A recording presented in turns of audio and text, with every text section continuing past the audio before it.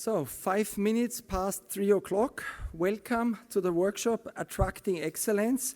How can we succeed in the competition for scientific talent? My name is Christof Gattringer, a theoretical physicist by training and currently serving as president of the Austrian Science Fund, FWF.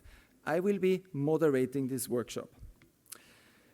At the various talks and panels this morning, we heard a lot about cutting-edge technology, about excellent science.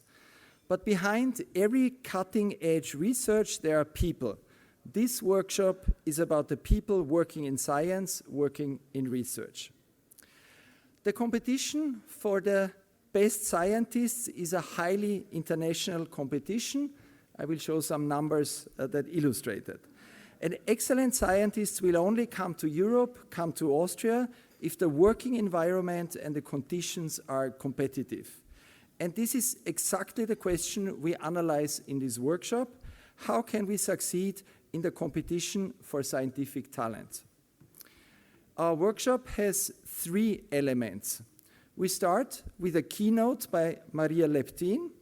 We continue with a panel where we analyze our question with our guests, Manuela Baccarini, Georg Winter, Juan Pablo Aguilera, and Maria Leptin. And finally, we invite you, the audience, to formulate questions for our panel members. So let me invite Maria Leptin to the stage. Maria Leptin is a molecular biologist and since 2021 the president of the European Research Council. She was director of the European Molecular Biology Organization, and we are looking forward to your talk, Attracting Excellent Young Scientists, the European Perspective.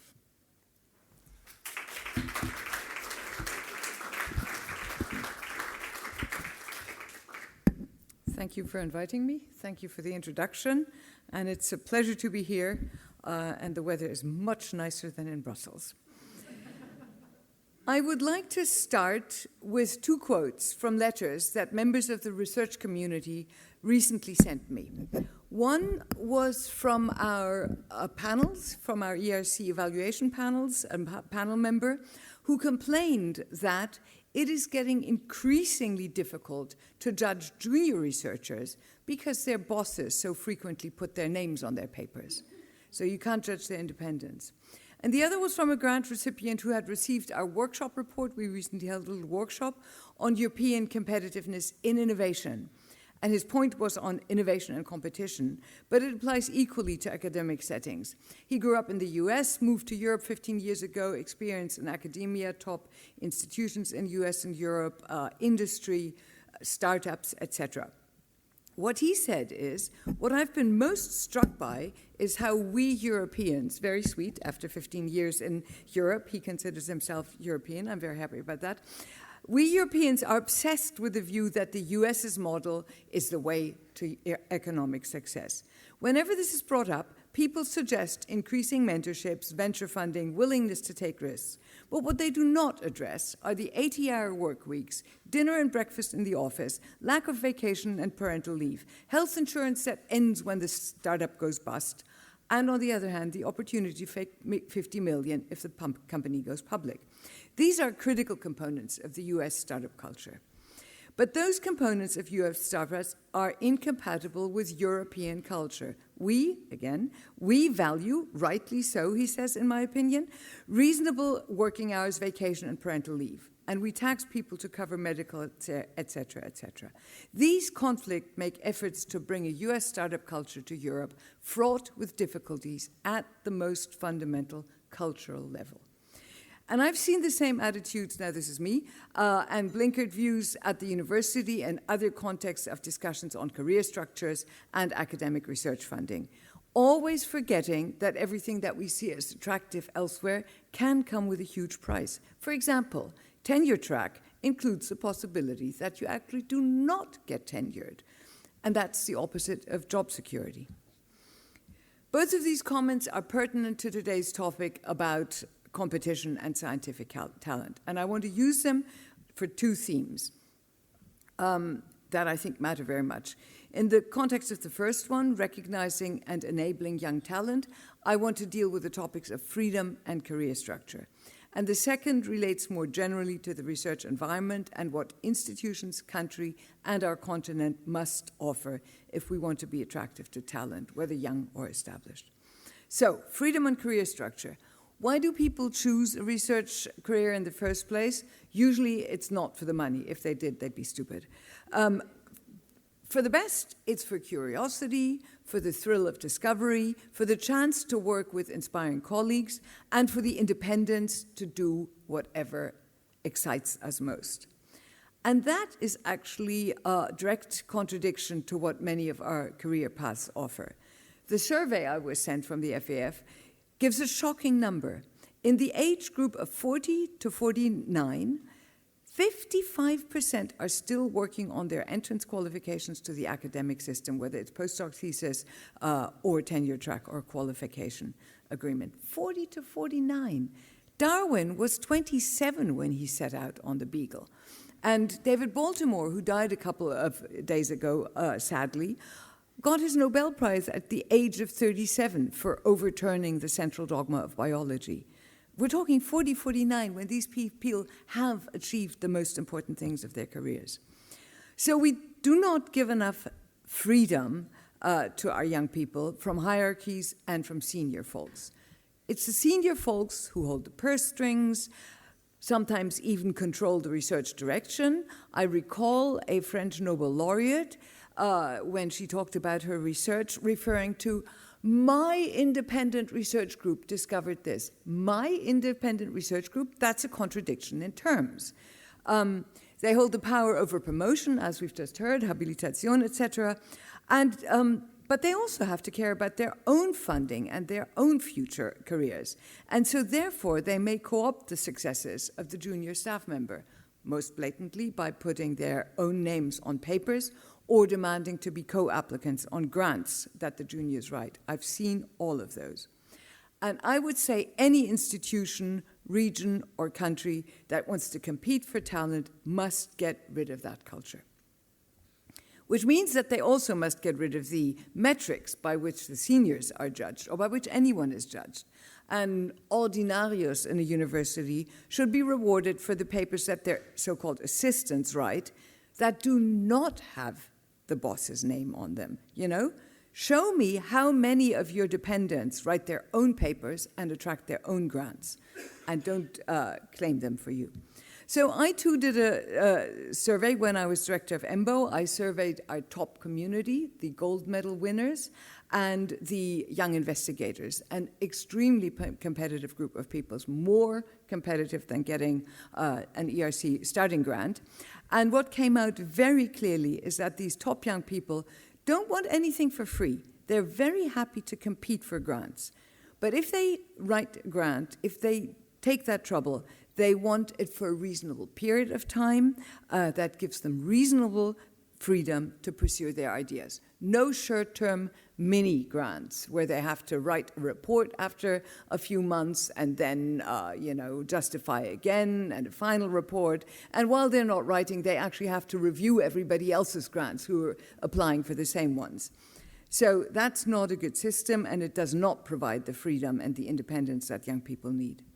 They also want an environment with clever colleagues who provide critical input on their work, their ideas, and with whom they can have fun brainstorming and thinking up new crazy ideas, which they can then hone and develop until they seem not only crazy, but potentially feasible. So it's actually not only about money and throwing more money at young people or at the overall scientific enterprise, though that is good too, but it's really about the culture. It's about the research environment that includes infrastructure and financial support, but also excellent colleagues and their critical input. A buzzing research, dialogue, and environment. And this latter point, the buzzing environment and the top infrastructure, actually requires funders to focus. And it relates to another cultural question. Do we want the very high peaks of excellence that we see, Harvard, Caltech, MIT, Stanford, and at the expense of having many evenly excellent institutions, or do we want the many evenly excellent institutions? And that's where I'm going to turn to Europe now and countries. I've spoken so far about individuals and the experience of young researchers. But of course, these researchers' lives are shaped by larger forces. And here we have to come to the uncomfortable truth that Europe as a whole still does not provide the overall conditions to be truly competitive in the global race for talent. The US, for all its flaws and their very sad current situation, still has the big advantage of being a single, well-established system. If you're a young researcher with ambition, or even an established researcher with ambition, you know there are dozens of institutions that can give you resources. You've got the colleagues, the prestige they provide. You can move between them. You can negotiate. You can build a career. It's not perfect, but it does offer a sense of possibility. China is different, but also has become equally formidable, and I won't go into that. But again, it's a single system. And Europe? We're fragmented. Most of the funding is still national, which has very good aspects, but it also has a lot of strings and complications that come with that. Pension rules differ from country to country and pensions are often not portable. Recognition of qualifications is still uneven. I know somebody who had to have his PhD thesis translated from English into the national language to be allowed to be employed there. And this was not in art history or philosophy or linguistics. This was in physics. I mean, a physics thesis to be translated. Anyway, hiring procedures are often opaque, sometimes still dominated by insiders and nepotism. Tenure decisions, as we've just heard, are too late, unpredictable, and inconsistent. And then we have countries where researchers are civil servants, like the CNRS in France or CNR in Italy, which means that mobility and remuneration are restricted. But the fragmentation has another direct and important effect, and that's the fragmentation of funding for institutions. In the US and China, government research funding for the public sector is heavily concentrated on a limited number of research-intensive universities.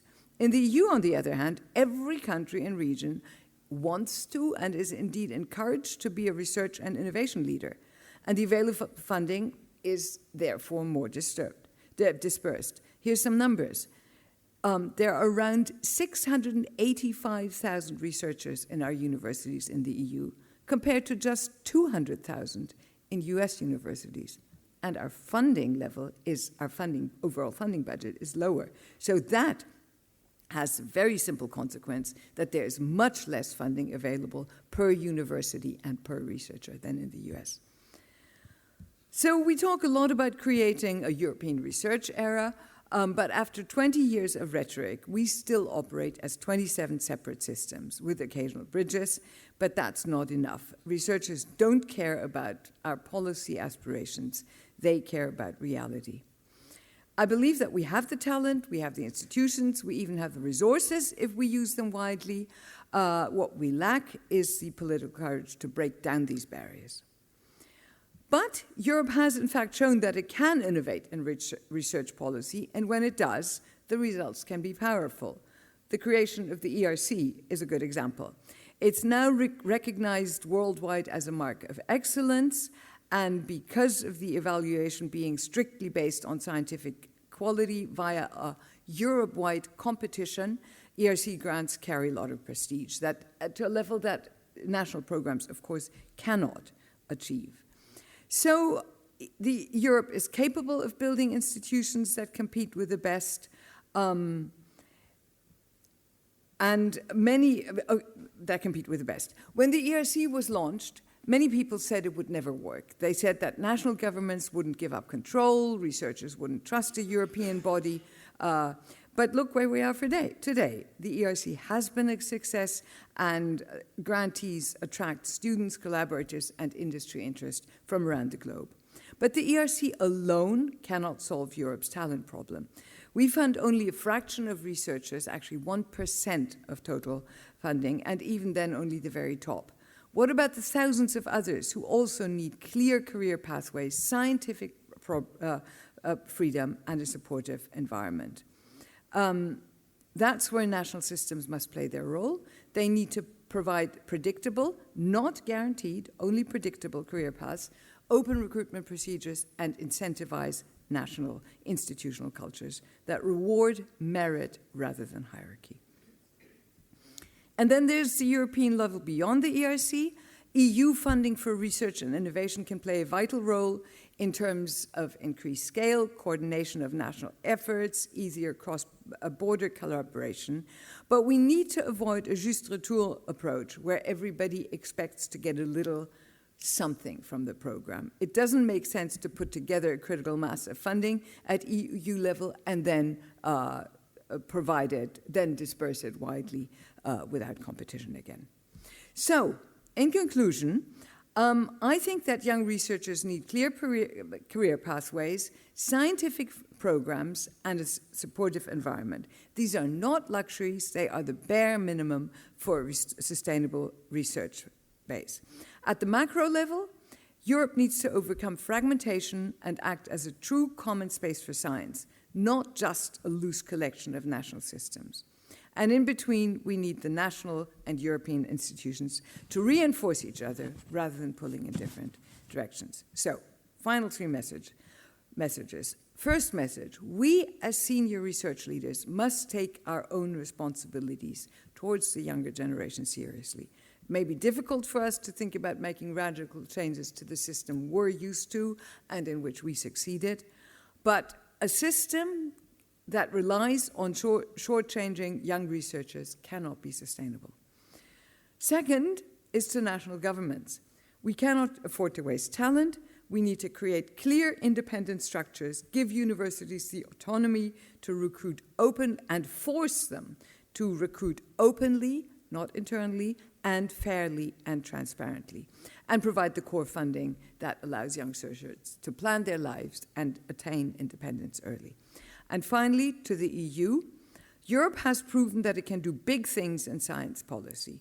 ERC is the living proof, but we can't stop there. We need to extend that spirit, that independence, the spirit of ambition, trust in excellence, willingness to take risks across the entire system. If we want to compete globally, we must think and act at a European scale. The good news is that that work is not beyond us. Europe has shown it with the ERC, with Erasmus, with Horizon Europe, that it can create institutions and programs that can change the landscape. The only question is whether we have the courage to do it again and to do it at the scale that the future demands. Thank you.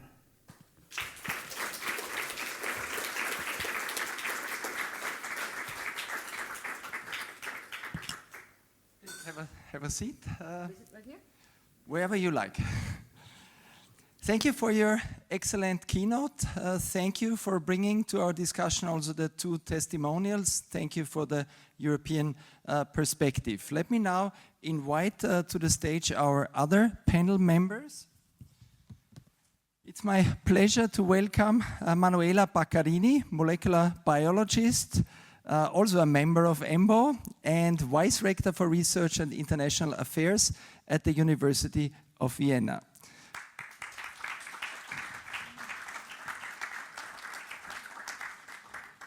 Georg Winter, chemical biologist and the newly appointed Scientific Director for Life Sciences at ITURA, the newly founded Institute of the Academy of Sciences. Welcome.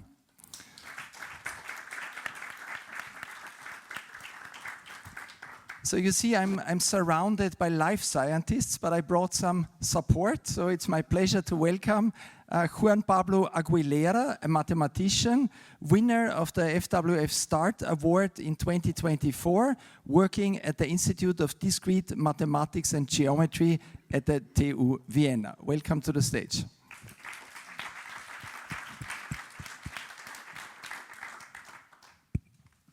We heard about the European perspective from Maria Leptin, so let me add a little bit of Austrian perspective. And I'm going to show you some numbers of a big survey, which was already mentioned by Maria. A survey of more than 3,300 scientists presented by the FWF and Spectra last Friday. And I would like to bring some numbers. So there's lots of information in this survey. It's publicly available, and I brought some numbers for our discussion here. So first, I would like to point out that out of these almost 3,400 scientists that answered to our survey, 40% of these participants had their previous position abroad. We had a special focus also on early career researchers. So roughly 1,400 scientists also completed the section for early career stage researchers. And among them, 43% came from a position abroad. This means Austria needs to be attractive for scientists, researchers, on an international scale. So a large part of our scientific workforce comes from abroad. And let me try to point out, I switched to the next page already, thank you. Let me point out some aspects that are clearly positive. So 66% of the early career researchers stress that they like the working environment. It's an interesting job to work at a university, at a research institution. 61% felt that their scientific independence is promoted. They have enough freedom to develop their own academic profile. And a very specific question was also whether the time allowed for my own research work gives enough opportunity to develop my own scientific ideas as opposed to working only on the ideas of my boss. 45% agree on that. However, career perspectives. Here we start to see a more mixed picture. It's interesting, 86% of early stage researchers are looking for a permanent position in the academic sector. So this is something that is really worth running after. At the same time, 2/3 of postdocs believe that their chances for succeeding in meeting this goal are not so good, namely 40% or less. And if you imagine a private company where only 1/3 of the employees is convinced that they have a future in this company, this is a number to think about. And then it was already pointed out by Maria in the age group between 40 and 49, 430 respondents, 55% are still working on their entrance qualification to the academic system. You mentioned Nobel Prize winners. I think Werner Heisenberg got the Nobel Prize at 28 or 29. So this is also something to work on, this very late step when the final qualification is met. Challenges. Career prospects are too uncertain. This is clear from the previous slide. 82% agree to this statement. Hierarchical structures was also mentioned in the keynote, negatively impact independence. 46% agree with this statement. Qualification takes too long. We have seen that, 42%. And what is also interesting, we should get better with supporting early careers stage researchers in their strategic planning, how to achieve academic goals, or, and we will try to focus on this a little bit, also see other possible interesting paths in research, not necessarily exclusively in academia. And these slides set a little bit the stage for the discussion, maybe also for your questions. So whenever you find something interesting, if you want to know more, prepare a question. There will be ample of time for your questions to the whole panel and Maria, of course. So let's start the round of questions for our panel. And this first round is really meant to analyze further the situation. There should be another microphone on the seat somewhere. Did we lose it? Good. Manuela Baccarini, you are Vice Rector for Research at Austria's largest university, University of Vienna. What is your reaction to the statement which we have just seen, supported by 82% of postdocs in the FWF survey, that the career perspectives are too uncertain? What is the reason for this uncertainty from your perspective? How could Austrian universities give a clear perspective for young researchers entering a postdoc career? Well, that's a lot of questions. I know. I will start by saying that the first thing that we should do when thinking about these early career researchers, PhDs and postdocs, is try to relate to them. This is a very large group of people. Yeah, our doctorates have exploded, basically, a very heterogeneous group of people. And they are in the rush hour of life. So at least at the University of Vienna, our postdocs are younger, between 30 and 40, which is a positive thing. But of course, they are in a stage where they might want to plan a family. They just need less uncertainty in their lives. Unfortunately, if you just think about how many postdocs are working, for instance, just at the University of Vienna, it's 1,100. So if we compare this number to the number of permanent positions that we have, it immediately becomes clear that the prospects are not, the numbers are not in their favor, simply, But it is only like this if they focus strictly on academia. So I think it is important that this group of people realizes that they are highly educated, highly skilled people, that they, if they want to make it in academia, they can try, but academia is not their only option.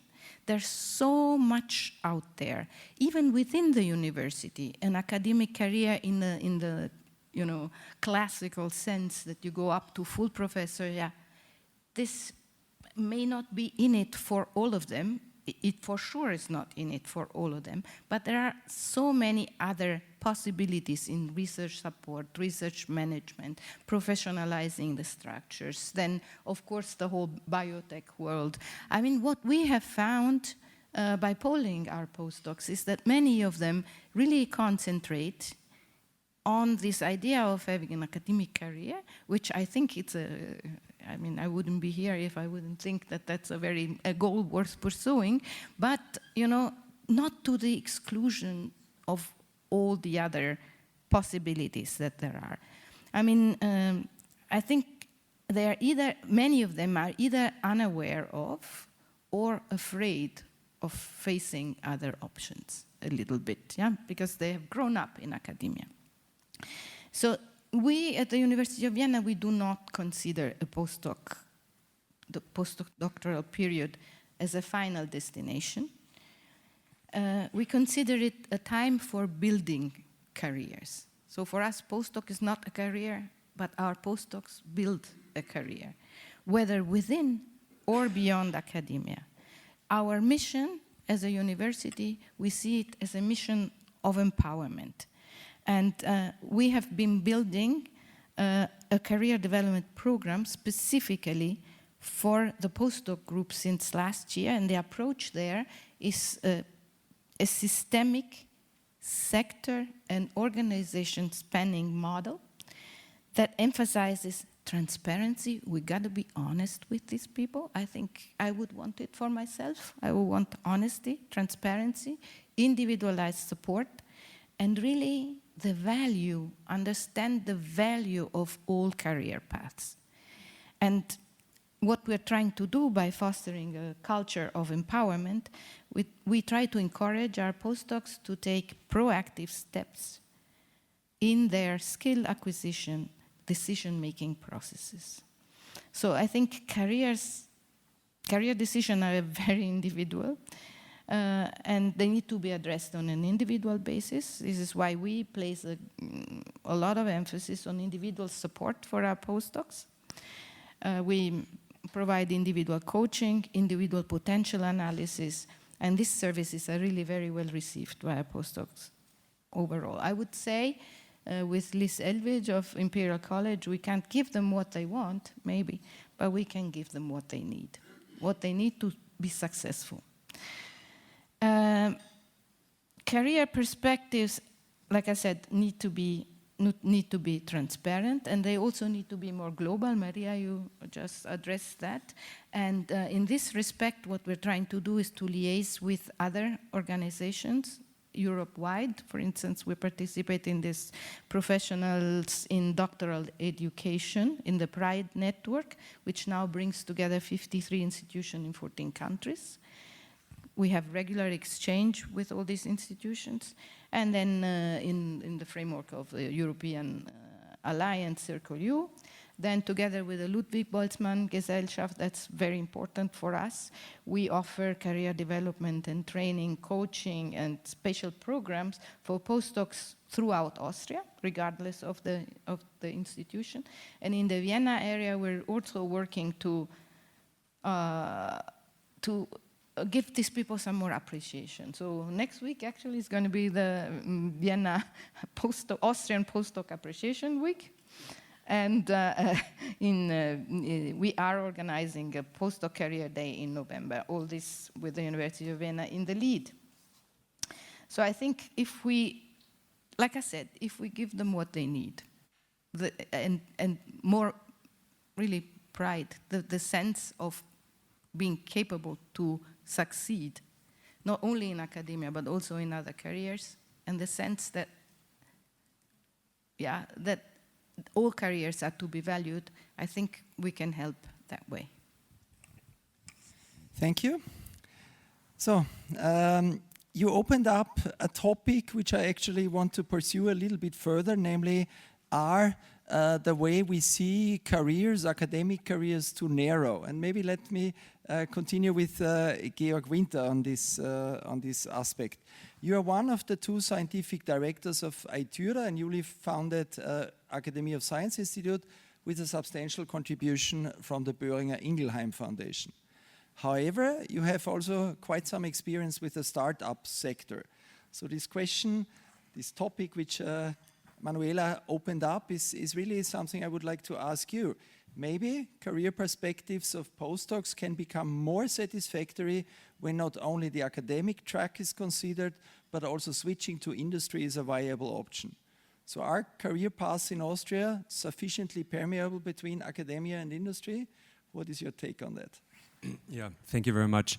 First, I have to say that these numbers were very surprising to me. So, if I reflect on the postdocs and students in my group, and also the students that I know from SEM in my previous appointment, we rather had the idea that many of them don't want to pursue the traditional academic track anymore, and many were more prone. So we had faculty meetings where we said we need to tell our students that being a PI is a cool job, and that this is a lot of fun. So maybe that reflects rather poorly on us, but I hope that's not the case. So I think this is one statement I want to make. To the second question with regard to permeability between these two systems, I think the unsatisfying answer is it depends. I think our currency in the academic system, at least in the academic system that I'm aware of in the life sciences, is largely publications. So if and maybe less, unfortunately, less so skills. So if you go to a biotech company, to a pharma company that has puts a prior on publication, so a very traditional one or very well-known would be Genentech, that is, while being a very large biotech/pharma, they still operate with smaller group leaders, and where it's still very important also from a corporate perspective to publish. I think then that transferability should be very straightforward, because then you can, if you go there for a postdoc and you have made impactful discoveries and reported them in form of a paper or at least a preprint, then we as an academic community can maybe better evaluate your fit for being also in the academic system a leader. If you do that, if you go into a biotech company where publication is not really high priority, and there are many of them, and I think there are good reasons for them. If you're working on a cutting edge, sometimes you need to think about IP protection, and you cannot disclose everything. Then I think you really need to still hope that you are working in an environment that is doing innovative research, and I think there are still examples for that. In fact, there's a research scientist that I'm gonna make an offer later this week, hopefully, who worked in academia and now worked for the last 3 years in a Californian startup, but it's clear that this is an innovative startup where he developed very innovative technology. So I think that's an example that I can give from firsthand that it can work, but I think largely speaking, I would say it's difficult. Whether this is an Austrian problem, a European problem, or a US problem, I cannot judge. But I think it would be preferable if that permeability would be higher. I think, I'm not sure how practical it is with all the funding rules that we have with, at one point we might not, there are certain age criteria that I think are chosen for good reasons. And if someone spends 10 years in industry, it might be just also difficult for them to come back and then start an academic lab from scratch. So I think we can work on that. Then to go back to the first part of your question, I do believe it would be very valuable and helpful for that community to consider options outside of the traditional academic career trajectory, simply for the reasons that also Manuela just voiced, is that many of them won't make it because the numbers are not, as you said, in their favor. And so I think this is something that is also upon all of us to help them understand that, and already from the academic world, tell them and communicate that you can be very creative, very successful in other corners of the scientific enterprise. You might have a different value system, and there might be different measures of how your success is judged in the end. And from someone who has somewhat experience in biotech, sometimes it's a bit of a rough landing for people that come from academia, because in academia, again, at least what I know, you typically have a very, you work on your project, your idea, and you want to drive that forward. And so typically you have a very short distance from my input to my own output. And sometimes if you work in a company setting, you're only contributing to one aspect of a bigger goal. And so you need to find ways to motivate yourself that go beyond, what I did yesterday will help me achieve what I need tomorrow. So I think there's sometimes still people that come out of academia and have a bit this diva, I don't know, atmosphere where they believe that now they took a step downwards to the mortals that work in biotech or work in pharma, and sometimes that can be a bit of a rough awakening. But absolutely, I agree with the thesis of your question. We need to do a better job in promoting that based on those numbers. Again, those numbers were an interesting surprise to me. Okay, I guess we will come back to this question of permeability in the second round. But let me change perspective a little bit, namely to the, so to say, customer size. And we invited, of course, Juan as an early career researcher. And let's see what your perspective on this is. You're in a quite comfortable position of being completely independent with your own FWF Start grant, and also as a mathematician your life is easy, you don't have to run a big lab, so you can work everywhere, I guess. But how bumpy was the road to your current position, and are you happy with your long-term perspectives for a scientific career in Austria, in Europe? So I think the thing is, my situation was a bit unusual, because I think I've been very lucky all my life. So even just now, I was the last person to take a seat, and I got the only chair with 2 glasses of water. But I think this is not. But I think this is not the reality. I think most people get 1 glass of water, or 0, and I think it's important that people should be able to succeed without relying on this type of extreme luck. So when I was a student, all my advisors, all my mentors were very supportive, and they were letting me do what I thought should be done. So it's not that I think that might not be the typical situation from what you were saying before, that often people in academic jobs are forced to do tasks imposed by people higher up the hierarchy, and then their names appear in their work as well. I think this is kind of a typical thing. And,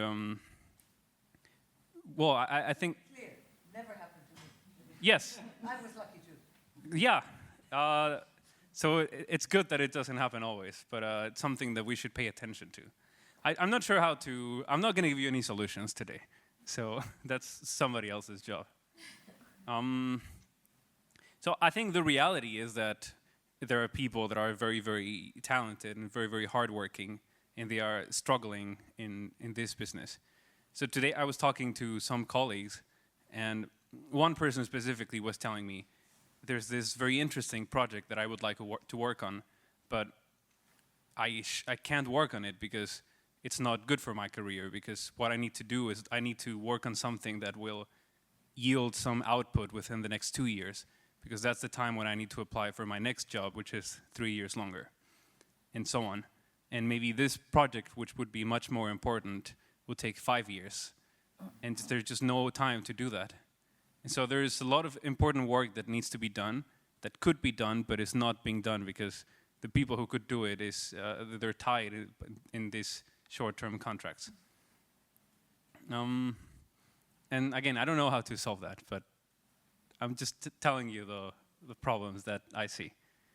So something that Austria is, I think, very, very good at is at supporting early career people and young researchers. I think, in my opinion, it's one of the best places in the world for that. In fact, when I came here, people warned me, and they said, be careful in Austria, because it's like a black hole.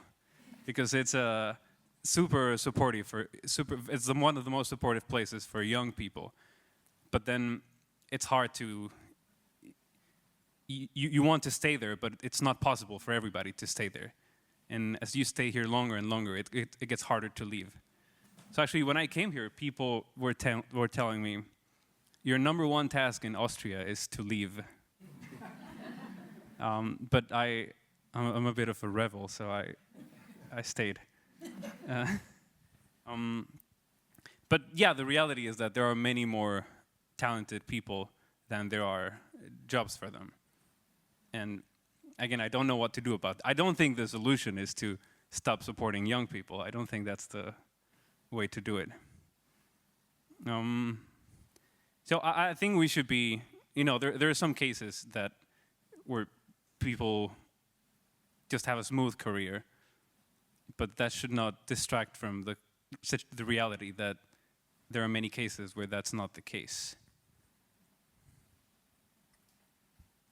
Good. So we learned that Austria is a black hole. It's new to me. Also, also as a physicist, I must say. This was a person's opinion. Let's go back to the European perspective. So a lot of issues that we heard in the first 3 contributions in our panel discussion were already mentioned in your keynote address. We understand some of the problems still, since you have an overview over many countries in Europe. Are there countries which are doing particularly well for setting up the right boundary conditions for, in particular, early career researchers, and also keeping them and not throwing them in a black hole? Well, for one, without wanting to seem obsequious, of course the Vienna region is fantastic, especially in the life sciences. I can't judge the others so well, but they did attract one. but they also attracted these wonderful people here. And Vienna has been doing that consistently over 30 years. When I started my PhD, there were good people here in Austria, but it was not, the go-to place. That really has changed. It changed. One of the first things was Boehringer investing here, but then a lot followed, and the government follows too. So there are huge differences. I often have, fortunately not often, but I sometimes have ministers of countries come to my office and say, Maria, we don't get enough ERC grants. Do something so that we get more ERC grants. And I have to tell them, I don't have to do anything. We try and help. You have to do something. So we do see big differences in infrastructure. Manuela, your country, as you know, the career structure is what I referred to with too much power for the very senior people. Most of the money goes to the universities, not to individuals. Other countries have fantastic individual grants. One thing that we're seeing, if we look from the ERC perspective, is that those countries that are very international, that attract many international researchers, do better at the ERC. So whatever the reasons may be, and in those countries, the international, the non-national residents are more likely to apply to the ERC. And the next step even, of those who do then end up applying, you could think they then have equal chances. No, the non-nationals still do better. So there is something about people who move, who are welcomed and who are willing to enter new systems that is good for the system. But it really, and that's why but the other thing I said is ERC alone can't do it and EU alone can't do it. We can provide money, we can provide a Choose Europe grant that we will be soon announcing. That'll provide extra much money, and that'll provide for 7 years, so your friend can do his 5-year project of independence. But these people will not want to go to places where the country doesn't provide the infrastructure, the career perspectives, and the colleagues with whom you can, rub your brains and have good ideas. So there are huge differences, and it's up to every country. And we see countries that have made an effort, most recent perhaps the Baltic republics, who've really stepped up their efforts and supporting their own infrastructure. The ERC grant numbers go through the roof. So huge differences between countries, and it's the individual countries that have to do a lot. That's what I was trying to say. So you brought up an interesting parameter, namely the degree of internationalization. I presented the numbers. More than 40% of our researchers had a position outside of Austria previously, before coming to Austria. So can you put this in perspective? Is this a high degree of internationalization? Is it mid-range, or is it even low? It looks very high to me, but then also I think your numbers need further subdivision into is it graduate students, is it postdocs? There's a lot of mobility among postdocs. When it comes to faculty, that's where it gets difficult. In my own country, Germany, if you have to teach in German, then as a Chinese scholar, do you choose coming to Germany, or do you choose going to the UK or to the US? US maybe no longer, you're not even wanted there, but you'd rather go to UK where you feel comfortable with English, or Netherlands where you're allowed to teach in English. Good. Before we come to our second round of questions, let me remind you once more, if there's questions popping up in your head, don't forget them. After the second round, we'll invite you to ask your questions. Let me introduce or come back to the second round of questions. How can we address the issues that have been raised? And let me also follow up a little bit on this international background.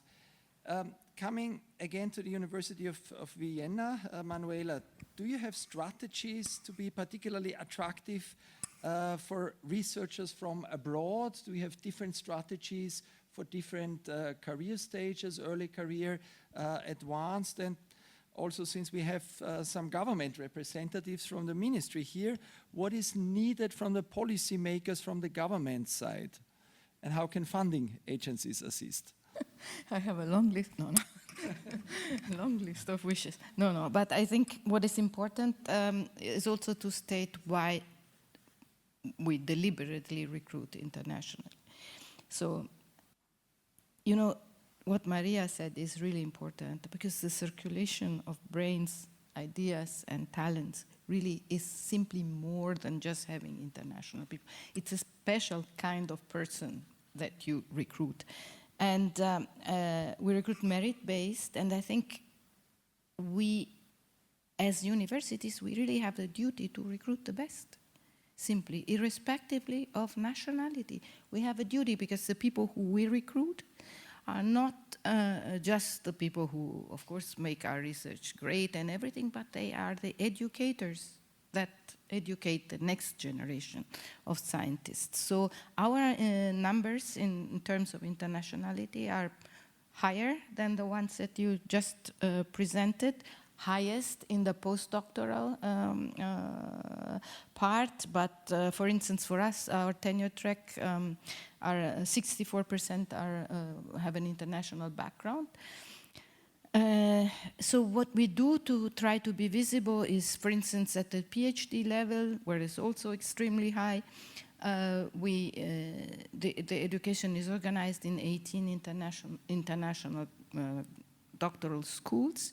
That gives us a lot of visibility, because it's not every, I mean, it's not so common, at least in Europe. Then for postdocs, we now have this program that we hope will attract even more international postdocs. We have 73% international postdocs right now.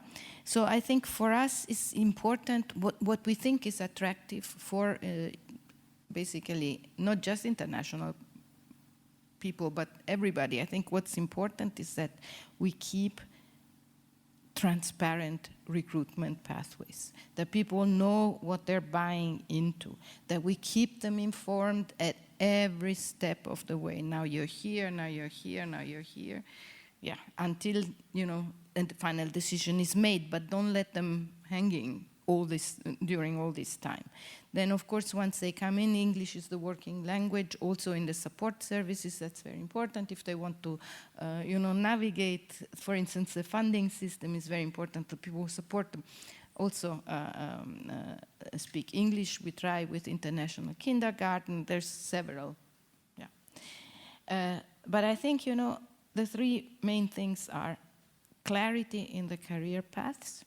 Even if it's clear that your qualification period will be 4 years, you can take it or leave it, but it's clear from the beginning. And it's clear what you're buying into, clear career paths. The scientific environment, and that's why it is important that we keep recruiting the best, because the best attract the best. And a freedom for research, that's also very important for the University of Vienna.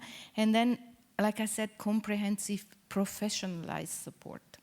Really important. When they get here, they get help in so many different ways, or at least we try to offer help in so many different ways, that they can sort of hit the ground running. Yeah, that's the intention. Yeah. It might not always be like that. It might be luckier and less lucky, but I think we try to,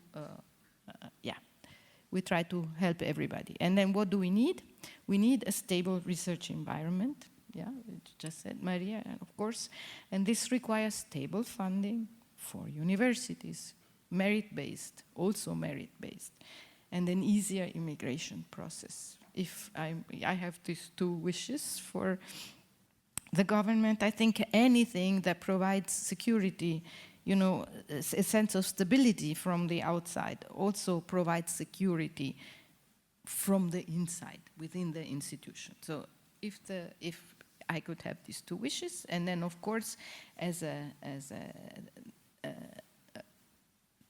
wish for the funding agencies is it is important that the funding agencies contribute to recruiting with targeted calls, which anyway you do for young researchers, but that criteria should be as transparent as possible, because particularly people who compete for grants and know that, you know, being able to attract funding is one of the things that are important, for instance, for their qualification. They really need to be assured that getting funding is not a lottery. I think transparency is really, really important.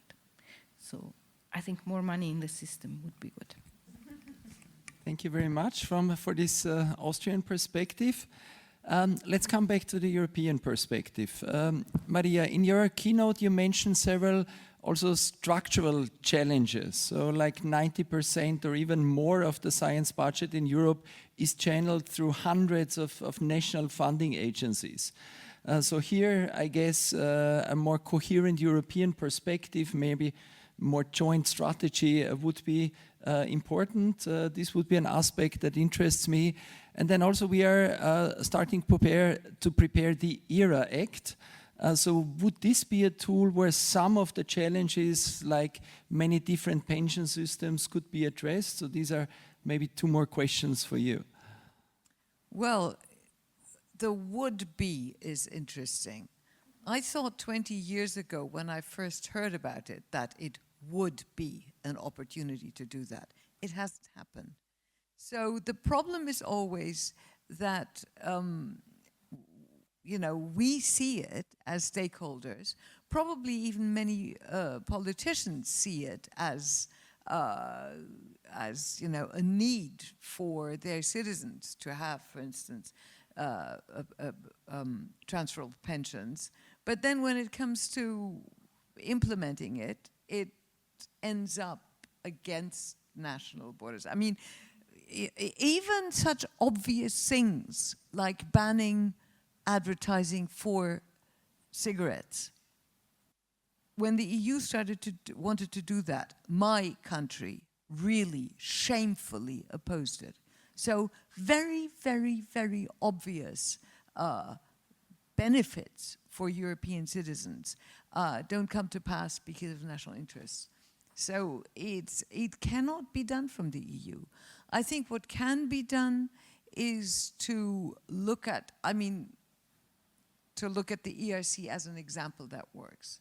And what has worked for the ERC is, why is the ERC a success? Of course, because we support wonderful people. But that's not the reason, that's the effect. The reason is that the ERC was allowed to do things differently from the other funding instruments in the framework program. We have an independent council that decides, that listens to what the researchers on the ground need and want, and that constantly tweaks the processes independent of what the European Commission thinks should be done.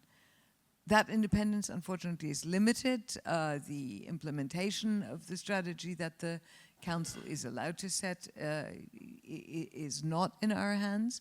But I don't understand why others don't look and say, look, this bottom-up proposals and tough peer review is what delivers. No strings attached, minimal processes, no red tape. So I don't understand why that is not done, and I try and explain it, but I think there we could have, at the EU level, better coordination, better best practice. Best practice. I don't know whether that's what you were aiming at, but let's see what the next framework program brings. Thank you. Let's come back to once more to the customer perspective. So, Juan, you have quite international career. You have been working in Belgium, the US, UK, Germany, now Austria, so you can compare different systems. From your perspective, what works well? What makes a place attractive? Can you give examples of aspects you particularly liked? And what should be improved? Yeah, so I think the places work very differently. And everywhere you go, you see some things that work very well and some things that don't. I think something that works very well in Austria is that a lot of the funding is managed by separate entities from the universities. I don't know why this works better, but I think it does. I notice that it seems to do the thing that it intends to do, which is bring people who deserve to be brought here and who are talented and who do good things. And in other places where funding is administered at a very local level, so by departments or by universities, this seems to often result in nepotism or other kinds of problems. So this is something that I think works well in Austria. Places like the US or the UK, I notice that universities are very organized. There's a lot of structure, a lot of administration. And this comes with the benefit that people know generally what's going on. And this is very useful for people who come from abroad. So they have a feeling of, okay, if I have a problem of this kind, this is the person to ask. This type of process is done this way. And this is very clear. Of course, this comes at the cost of, on the one hand, it uses a lot of money. So actually in those places, students have to pay large fees to study there. And I think a lot of that goes into this type of jobs. But also it's a problem for researchers because the cost is freedom. So if you have a lot of processes that you have to do, a lot of administrators looking at you, then you have a bit less freedom. I wonder if there is a way of having the best of both worlds, where you could have the academic freedom that you have in Austria, but also a bit more structure. For example, something that we have here is habilitation, which is a very mysterious thing to me. And I've asked people about this, and the answer that I get normally is, nobody really knows how it works. Probably somebody does, but I've yet to meet these people. And there are a lot of instances of situations of things that happen at the university where I don't understand what's going on, and the explanation is usually, this is the way it is.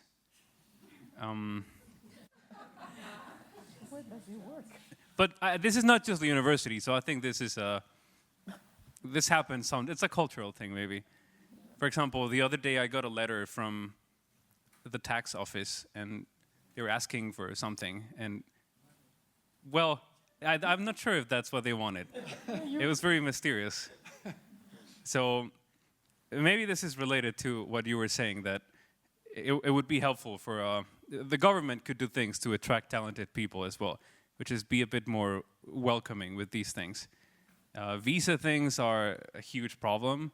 We are organizing conferences, and we have speakers that want to come, and their visas get rejected, even though they have a letter of invitation from the university saying that we will pay for everything. So the visa situation, I think, is a problem. The tax situation for people who come from abroad is also a problem. In the Netherlands, they get researchers who come from abroad get large tax benefits, and I think this helps attract people. So yeah, I do want to also emphasize the good things, but also the things that I think could be improved. Okay, thank you very much for this user perspective. Let me come back to you, Georg. You're in a fantastic position. You're at the beginning of a new institute. You can set up structures, define an environment that allows to try out new things. And so you will have quite different possibilities and options for organizing the research at ITIRA. So what role will be this connection to industry playing, which we talked about before, for the research at ITIRA? So how will you support connecting academic research and industry? And what could other institutions learn from what you are going to implement? Yep, thank you. So, as you just said, we're very new, so many of the things that we want to do are rather aspirations, so I wouldn't say that anyone can learn something from us yet. I think we rather would want to learn from best practices in the field. Yeah, it's a very exciting time. In fact, we just had our big opening symposium from Monday to yesterday, and we could recruit our first 4 principal investigators, which I think is also something interesting. So we clearly benefited from the Trump administration. So we had almost 300 applications, and in the end hired 4 people, all from the US. None of the 4 people has a European background. So I think typically when you recruit from the US, such as I was a postdoc in the US, but typically you get Europeans. This was not an answer to your question, but I think this is something that also goes to things we have discussed previously. I think finding a way to productively work with industry will be very important for us for many reasons. One reason is that particularly so as our focus is on the integration of life science and artificial intelligence, a lot of the cutting-edge research in AI is simply done in the private sector. And so in order for us to be competitive, we need to find ways to interact with the NVIDIAs or maybe the Googles or Alphabets of the world. So I think that's one realization. I think there still need to be boundary conditions. And I think for us it's very important, as we have heard before, that all of our investigators have total freedom to do whatever they're curious about. We could also provide substantial financial support for them in order to attract that level of talent, and now hopefully to allow them to kick off their career. We will never do what is defined as contract research, so that there is a pharma company or a tech company quote unquote telling us what to do. I think it always needs to be a partnership on the same level, where there is just a shared interest in pursuing a very exciting scientific research. So I think that is one reality that we will have to face, and I think we have some ideas how to do that. And in fact, had also people from companies like that participate in our symposium, which I think was a very encouraging sign. Then we're also passionate about startup culture, again, because we believe that this is a way how we can, as an institute, attract talent, both from the faculty side, but also from the postdoc side, and then also provide perspectives for postdocs in case they don't find their mission in the academic career, but want to work on something else. And we again want to learn from the best. And we had people yesterday at the symposium also who have studied spin-out cultures and what are factors that make that very productive. Where does it work extremely well, with ETH being, for instance, in Europe the best example? Where does it work extremely poorly, with University of Oxford being the worst example for interesting reasons? And it typically has to do, can you define a very transparent and fair process where we say, if you want to start a company, then these are the boundary conditions. This is the stake that the academic institution gets, and there is no negotiation, but then it's the same for everyone. And I think that transparency and then also a certain failure culture, where you say it's okay also to try something, and maybe this is not something we have put in motion, but something that we're envisioning. Maybe we allow our faculty to try something for 6 months, and that doesn't count to their tenure time. So at here there is 5 + 4 year contracts, and then there is in some cases the opportunity for tenure. So those are measures that I think are important to think about. Again, our strategy is just evolving, but our vision is that we want to learn from the best, and we want to learn from those places where things like entrepreneurship, where collaborations with industry work very well, that result in spin-out, that result in exciting discoveries between the academia and the private industry, and where in the end everyone wins. Okay, thank you very much. And now it's time for questions from the audience. I think we had interesting aspects being discussed here on the panel, and I'm curious to hear if there is more questions, more input from the audience. Who jumps in the cold water first? Caro. There's a microphone coming to... Otherwise I have to use Thank you very much for this super interesting input and panel discussion so far. I can enthusiastically relate to everything that has been said. To my background, I used to be a vice director for research for 8 years, and I'm now with a public-private company who is in the pharma field, so I'm kind of shifted a bit more to economy. And I want to pick up on something that you said, Manuela, and this is that how you select, that the best people have to come. And I think that hiring people is even much, much harder than it is to select projects. Because what you do, you cannot just evaluate an idea, but you have to have a bet on the future of what this person will be able to provide in the future. And that the younger they are, the more futures there are for this person to develop. And I was especially, since you two are sitting next to each other, find out what is the best, what does it define, how do we define the best, right? We had this discussion over the last years about what should be measured in academic career building, which merits should be evaluated, how should they be put in perspective of where do people come from, what is the environment they came from, how much support did they have, which shoulders did they step onto, and what is their power they bring with them, their merit, so to speak, the real merit that goes to the person and not just to the field. And I was wondering how this discussion is going on, and especially how Weitere is also selecting. If you have 300 applications, how do you select those 5 or 4? You want to start? Yeah, thank you. I can start. So in our case, we had it split in 2 calls. One was more for AI and one was more for life science, which turned out to be not necessary because we had people that would have fitted on either side of the equation. We had a hiring committee for both of these calls and people that overlapped. So we tried to bring in also the best people to help us make that selection. So we brought in people from Cambridge, people from the Sanger Institute, from EPFL, of course also colleagues that we cherish and that know us and that they had interest and appetite in helping us make that call. I think it was important for everyone that we invited. We had an in-person hearing here that we pre-screened them on Zoom, so we had always standardized questions. It's not fun as if you have 25 of them in a row, but you need to power through that. I would say in the end, it's certainly not that we count how many Nature papers there are. It's also not that this doesn't count, so I think we look at that too.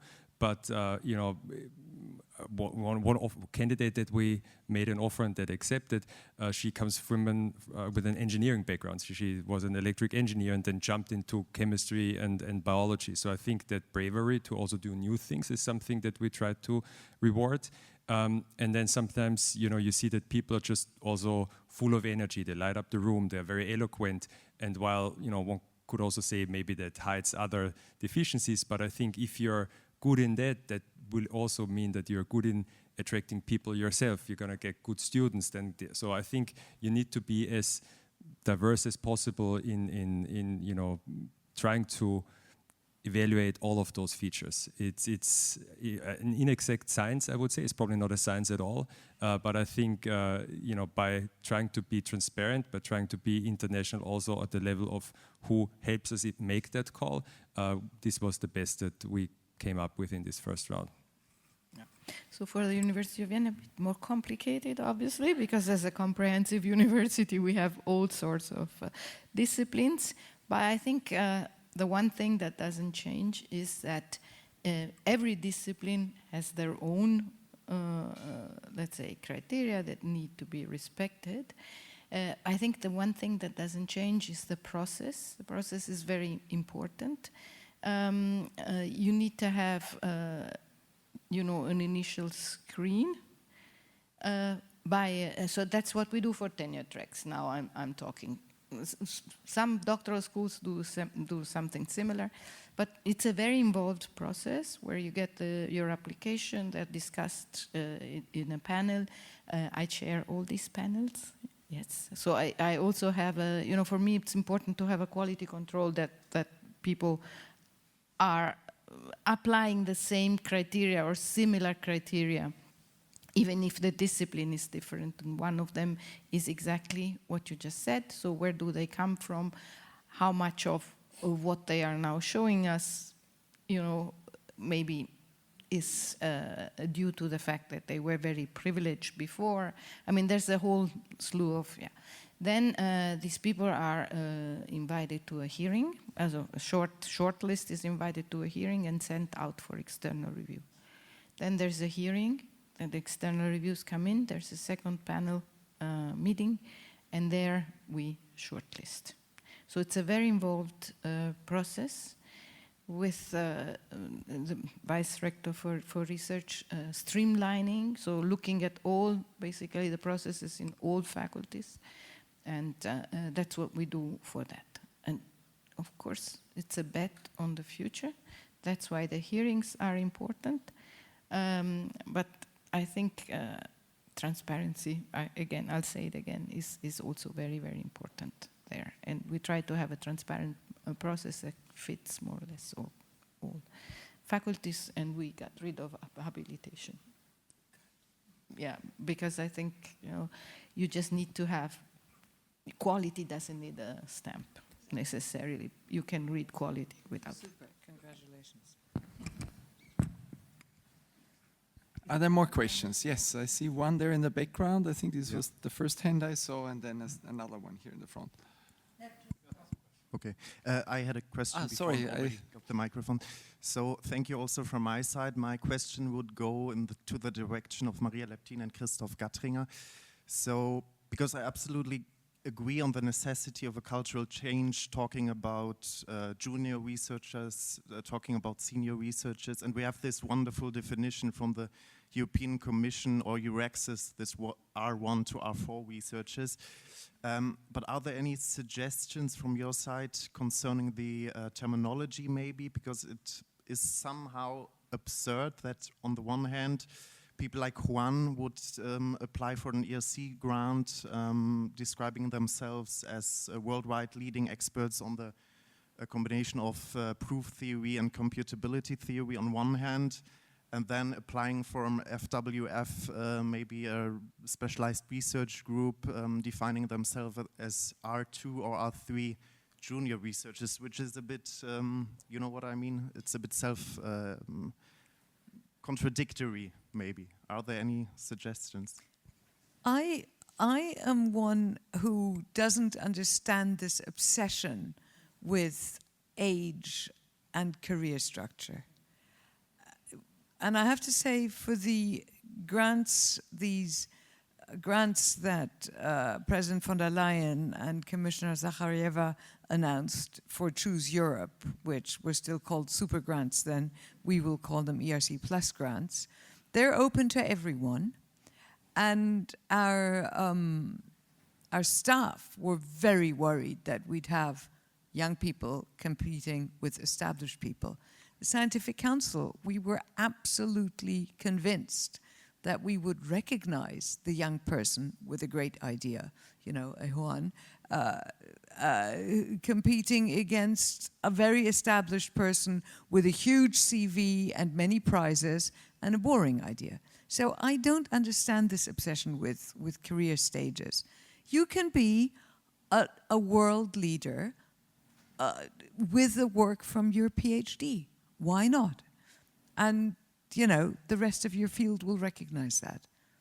So this question is meaningless to me. And the nomenclature bloody doesn't matter. And by the way, the advanced grants are open to all. So if somebody, right after their PhD, would like 2.5 million instead the 1.5 million and think they have a great idea, they can apply for an ERC advanced grant. So the only limits are at the top, and well, for the consolidator also at the beginning. Actually, I think we got rid of that. We should have. We made the mistake not to. But anyway, so I think that this naming is completely misplaced, and it's very Germanic. UK doesn't have that. US doesn't have that. Yeah, I have no strong opinion on the scales R1 to R4, but I do believe that early career programs play an important role. Also, Maria, you mentioned this.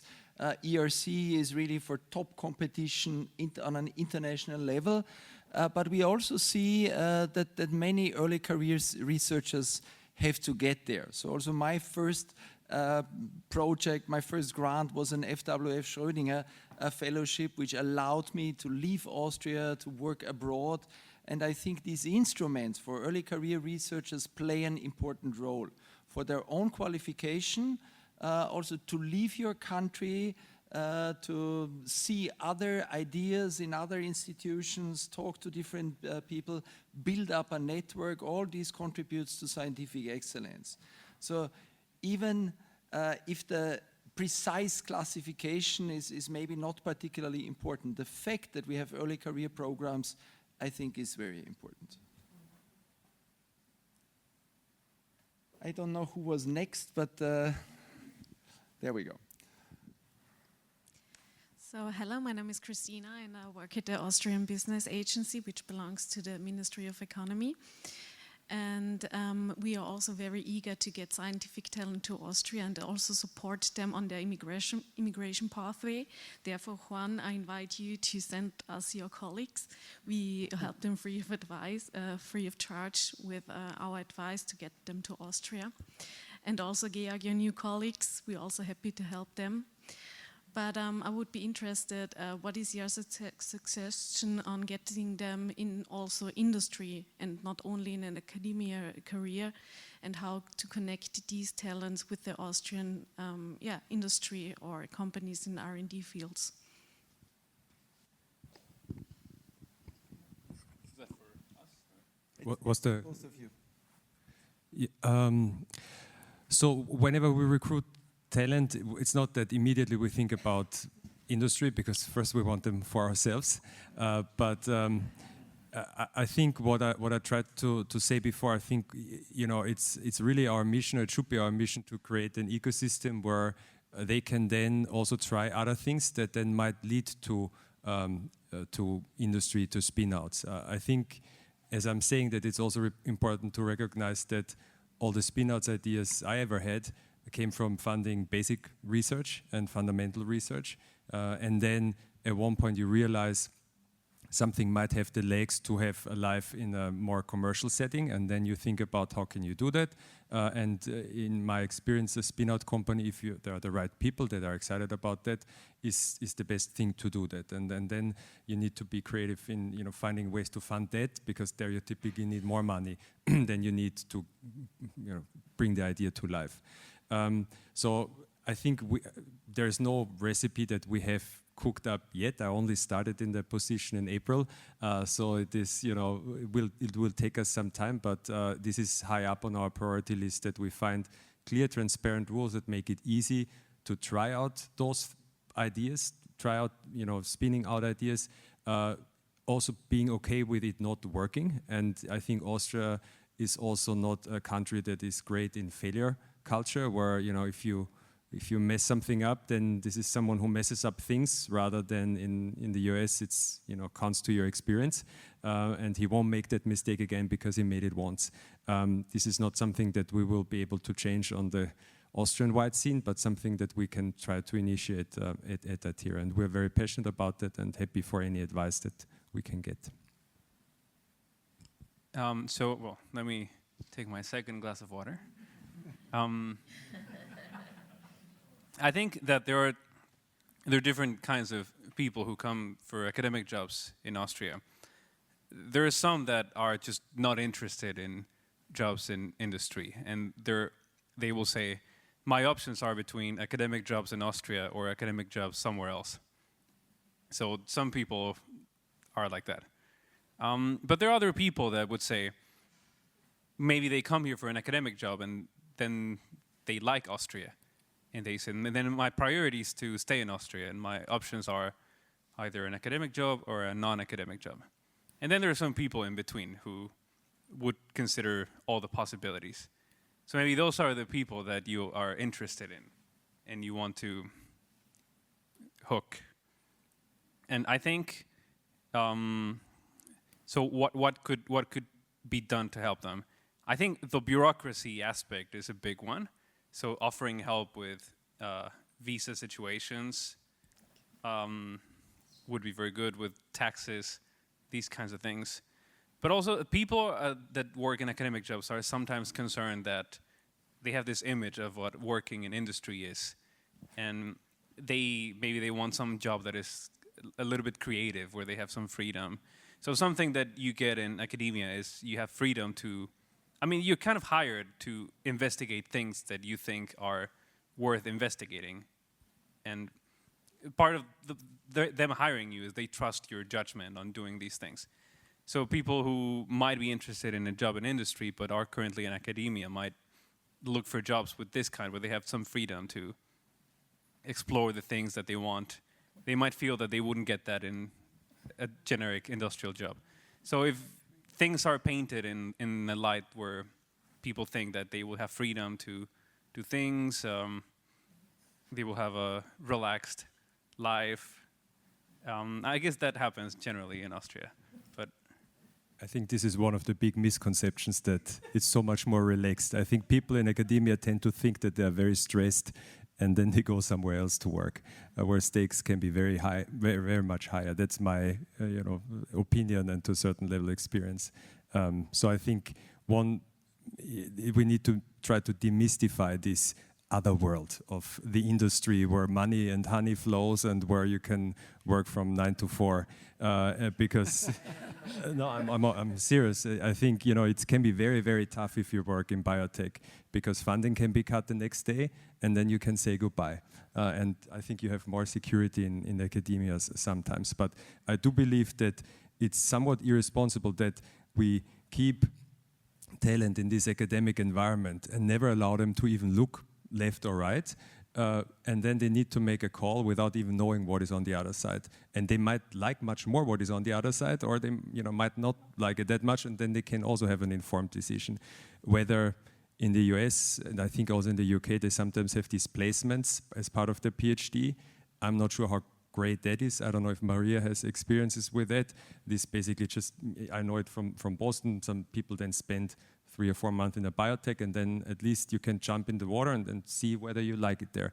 That could be an option, but I'm sure that has downsides too, so don't want to give a recommendation on that. But I do believe that if we would find ways to expose our PhD students and postdocs to what is on the quote-unquote other side, I think this would be helpful. But I guess what I'm saying is, these are the things that academics value. So if you want to attract academics to industry, these are things that should be factors. They might value it, but at one point they need to face the music, right? I mean, those jobs are just not around. I think if that is what I think there are those jobs, and I think some jobs in industry will endow you with, a certain level of, doing whatever you want, but I would argue there's not many of them. I think in many you need to work towards a common goal that is probably set by someone else. The organizers are signaling me that the time is over. So maybe this one last question which we had there, we can postpone to the coffee break. I'm sorry for that, because I want to conclude this discussion panel with something I like very much. From each of you, one sentence, what is a key element towards being attractive for scientific talent? You want to start, Maria? I think it is and should be freedom. Manuela? Yeah, transparency, freedom, intellectual independence. I think it's important, and reliable access to resources. I think all of them are good. Funding would have been my, not one sentence, but one word. I would add being welcoming, which I think Austria is, but. Okay. So, but then I conclude with a very romantic one. Reserve the time, create the space to discuss physics in front of a blackboard with enthusiastic and very smart colleagues. Thank you.